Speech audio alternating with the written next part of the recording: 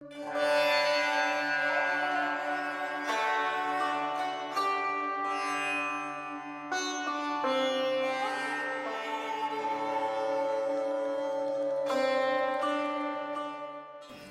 morning, everyone. Cold morning. We are continuing Merging with Śiva, Chapter 40, entitled Men and Women Are Not the Same, drawn from the 1970 Master Course. Lesson 276, Spiritual Leadership. Who is the spiritual leader of the house, the man or the woman? Dancing with Śiva states the husband is first an equal participant in the procreation and upbringing of the future generations. Second, he is the generator of economic resources necessary for society and the immediate family. The husband must be caring, understanding, masculine, loving, affectionate, and an unselfish provider to the best of his ability and through honest means. He is well equipped physically and mentally for the stress and demands placed upon him. When he performs his dharma well, the family is materially and emotionally secure. Still, he is not restricted from participation in household chores, remembering that the home is the wife's domain and she is its mistress. If this happens, everything works out naturally in the home in a very harmonious way. If this does not occur, then the pranic forces do not flow as well for the family. Why? Because the stabilizing influence of the pranas, under control and well balanced, has not come to pass. As a result, there can be no effective invoking of God, gods, and Guru. Arguments, rude and harsh words fly back and forth. Children are maltreated, and backbiting of the husband, relatives, friends, and neighbors is not uncommon.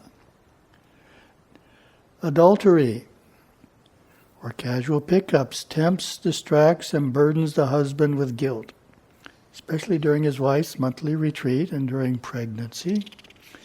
The life of a family going through such karmas is chaos. The children, who modern psychiatrists and ancient seers say are guided by the example of their parents, are thrown overboard, as from a ship they safely boarded with full confidence. Reality points out that there are no, never have been, nor ever will be delinquent children. Delinquent parents are the culprits. Oh, Gurudeva, huh? Very outspoken. Delinquent parents are the culprits. The parents are what is wrong with society. Children are only guilty of being guided by their example.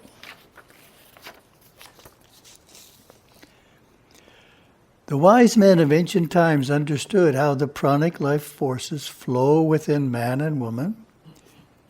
They knew that the family man's being in the Sushumna current stabilizes the forces of the home. If he is meditating and going within himself, his wife will not have to meditate as much.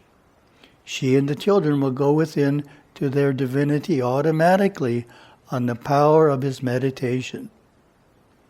If he radiates peace, divinity, and confidence, they will too, without trying, without even being conscious of it. One thing to remember, the family man is the guru of his household. If he wants to find out how to be a good guru, he just has to observe his own Satguru. That is all he has to do. He will learn through observation. Often this is best accomplished by living in the Guru's ashrama periodically to perform sadhana and service. Being head of his home does not mean he is a dominant authority figure, arrogantly commanding unconditional obedience, such as Bollywood and Hollywood portray. No, he must assume full responsibilities for his family and guide subtly and wisely with love always flowing. This means that he must accept the responsibility for the conditions in the home and for the spiritual training and unfoldment of his wife and children. This is his Purusha Dharma. To not recognize and not follow it is to create much kukarma, bad actions bringing back hurtful results to him in this or another life. Lesson 277, Wife and Mother. When the wife has problems in fulfilling her womanly duties, Sri Dharma, it is often because the husband has not upheld his duty, nor allowed her to fulfill hers. When he does not allow her to, or fails to insist that she perform her Sri Dharma and give her the space and time to do so, she creates kukarmas which are actually shared by him. This is because the Purusha karmic duty and obligation of running a proper home naturally falls upon him as well as upon her. So there are great penalties to be paid by the man, husband, and father for failure to uphold his Purusha Dharma. Of course, when the children go wrong and are corrected by the society at large, both husband and wife suffer and equally share in the kukarmas created by their offspring. In summary, the husband took the wife into his home and is therefore responsible for her well-being. Together they bring the children into their home and are responsible for them spiritually, socially, culturally, economically, as well as for their education. What does it mean to be the spiritual head of the house? He is responsible for stabilizing the pranic forces, both positive, negative, and mixed.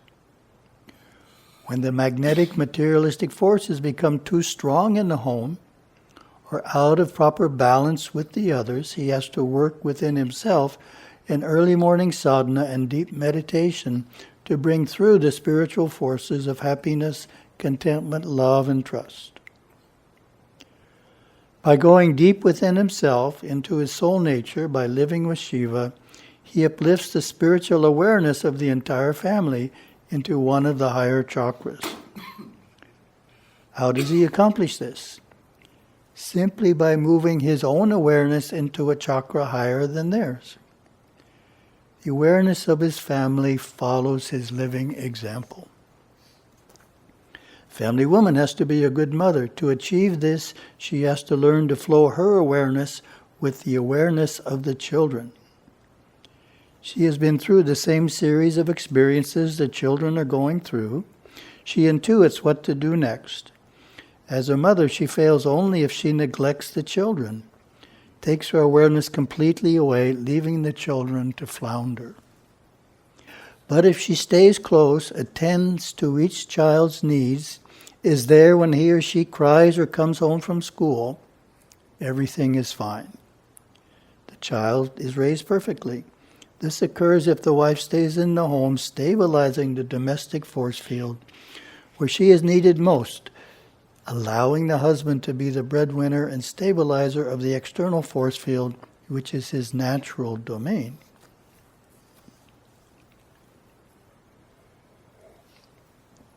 And lesson 278, how forces go awry. Odic force is magnetic force. Actinic force comes from the central source of life itself, from Lord Shiva. It is spiritual force, the spirit, pure life. The blend of these two forces, the actinotic, is the magnetic force field that holds a home together and keeps everything going along smoothly. If a family man and woman are both flowing through the aggressive intellectual current, the magnetic odic forces become strong and congested in the atmosphere of the home, and inharmonious conditions result. They argue. The arguments are never resolved, but it is a way of dissipating the odic forces. If the man and the woman are flowing through the passive physical current, the magnetic odic forces are not balanced. They become physically too attracted to one another.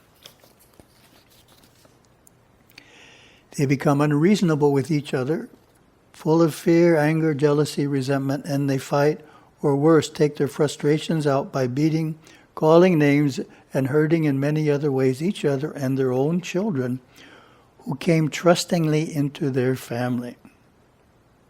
True, it is within the child's prarabdha karmas to experience this torment, but it is the duty of the parents to protect him from it, creating an environment in which unseemly seeds will not be germinated.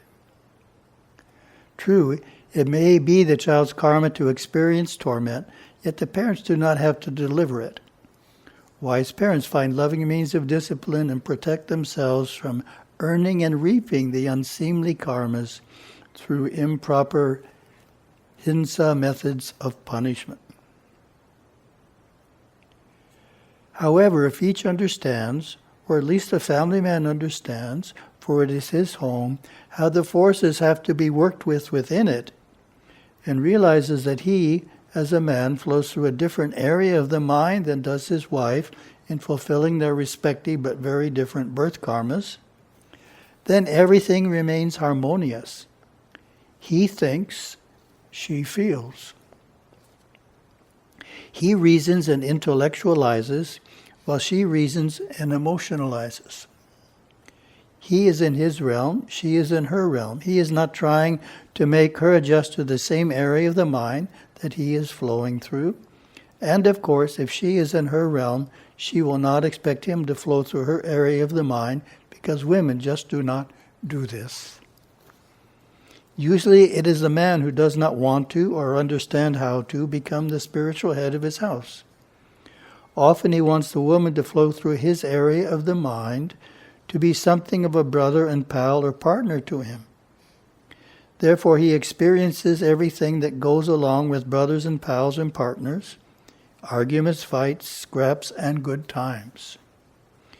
In an equal relationship of this kind, the forces of the home are not building or becoming strong, for such a home is not a sanctified place in which they can bring inner plane beings into reincarnation from the higher celestial realms.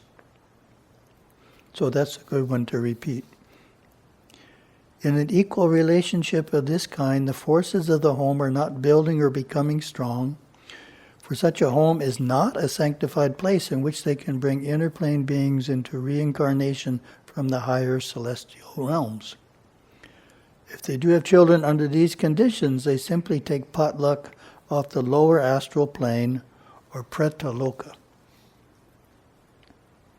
A man goes through his intellectual cycles in facing the problems of the external world. A woman has to be strong enough, understanding enough to allow him to go through those cycles. A woman goes through emotional cycles and feeling cycles as she lives within the home, raising the family, takes care of her husband. He has to be confident enough to understand and allow her to go through those cycles. The Pingala force takes man through the creative intellectual cycles. Man brings through creativity from inner planes. He invents, discovers, foresees. We normally consider it as all having been created within his external mind, but it is done through his Pingala force operating on inner planes of consciousness. He's not going to be smooth always and living in superconscious states, for he has to go through these experiential cycles. He must be inspired one day and empty the next. He must succeed and fail. He is living his destiny and working out karmas.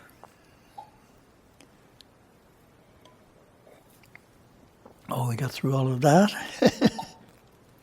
Sometimes I have to read 3 lessons, which we did today. There's 7 lessons in a chapter, and I'm supposed to do 1 complete chapter. So I have to read 2, 2, and 3 to add up to 7. So this was the 3 lessons. That's why it was a bit long. Then we have the Shum commentary here. To get used to the new spelling, we changed the spelling.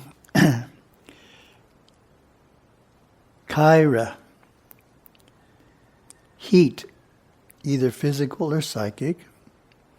Vumkaira, harmony of the external and internal ego in living the divine life. Kamvum Kaira, a psychic surgery accompanied by heat and tears and giving up concerns. When one gets hurt psychically, his kundalini force goes into the sympathetic nerve system, causing heat, pain, and tears. When the devotee is in this area of the mind, he becomes quite comfortable in his unhappy state and has little or no desire to go within to deeper states of mind.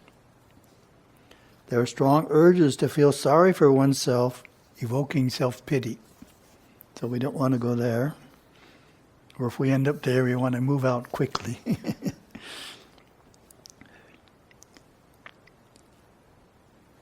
Akam Vrum Kaira, learning to give grace and work with karmic cycles.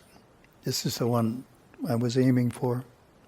Working with karmic cycles for another. When a guru from a different perspective from his chela has worked out a karmic cycle with the chela as he is going through a delicate transition. This in no way implies the dominance of one mind over another, but the close influence of one mind gently supporting another. Both minds must be open to and cooperate with this guru influence. This can be experienced when in-ing and mming are harmonious. Okay.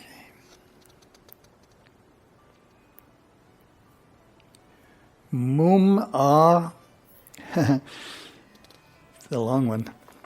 Mum-a-kam vrum-kai-re. Seeing actinic pranas of grace as they collect.